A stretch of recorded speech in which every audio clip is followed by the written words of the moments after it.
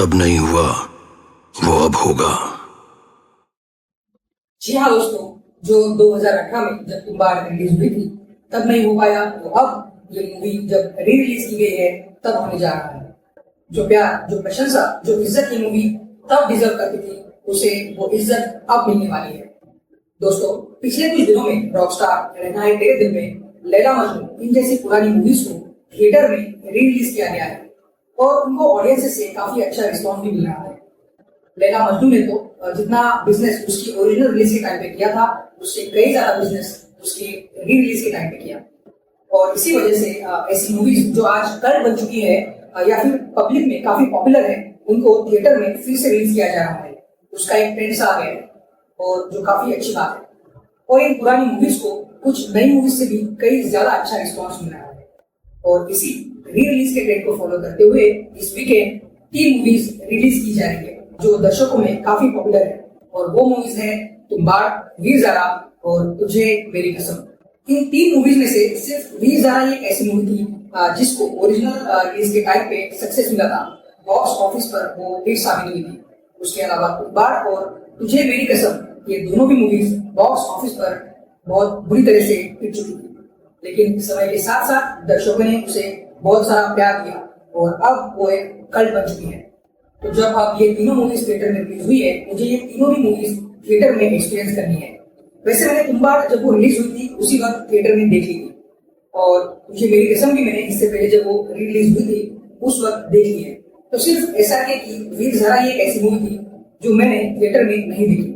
तो दोस्तों, तुम्बाड़ और तुझे मेरी कसम, ये दोनों भी मूवीज मैंने इससे पहले थिएटर में देखी हुई है, इसलिए मुझे तुम्बाड़ से पहले और तुझे मेरी कसम से पहले वीर ज़ारा बड़े पर्दे पर देखनी थी। तुम्बाड़ बाद में देखेंगे ऐसा मैंने सोचा, मगर पता नहीं एंड मौके पर मैंने वीर ज़ारा के बजाय तुम्बाड़ का ही टिकट बुक कर लिया। तो दोस्तों, इस तरह से मैंने फिर एक बार तुम्बाड़ थिएटर में देख ली और वो भी रात के 11 बजे का शो। हॉरर मूवी है तो रात का शो ही बनता है दोस्तों। और दोबारा ये मूवी थिएटर में देखकर मुझे उतना ही मजा आया जितना मुझे ये मूवी पहली बार थिएटर में देखकर आया था, जितना मुझे अमेज़न प्राइम पर ये मूवी देख के आया था।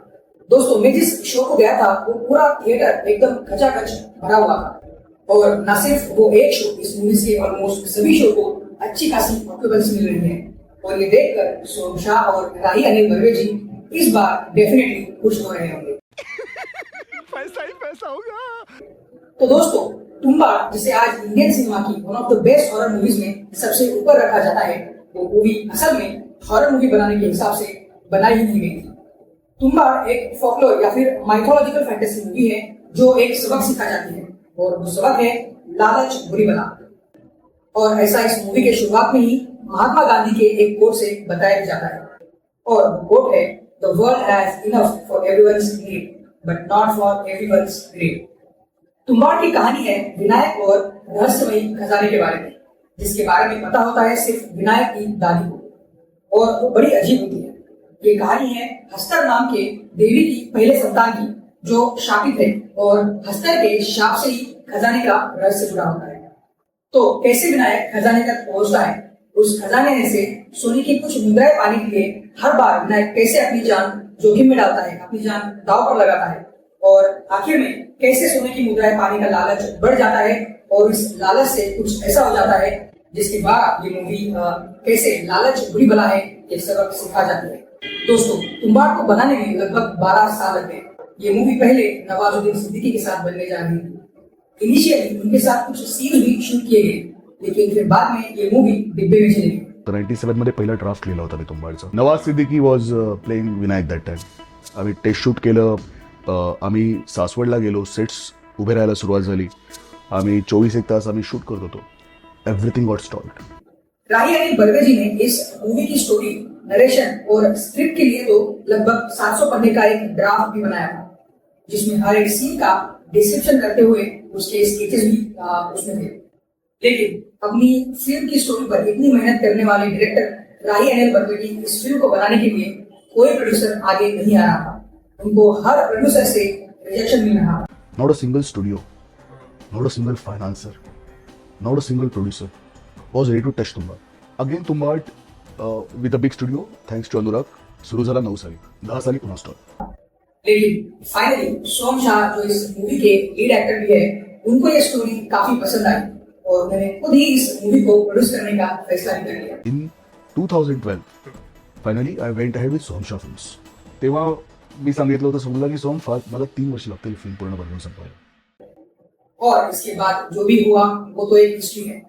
तुम्बाड़ इंडियन फिल्म इंडस्ट्री की एक ऐसी फिल्म है जो बार बार बनाई नहीं जा सकती. तुम्बाड़ एक परिपूर्ण मूवी है और उसको थिएटर में एक्सपीरियंस करना अपने आप में एक उपलब्धि है.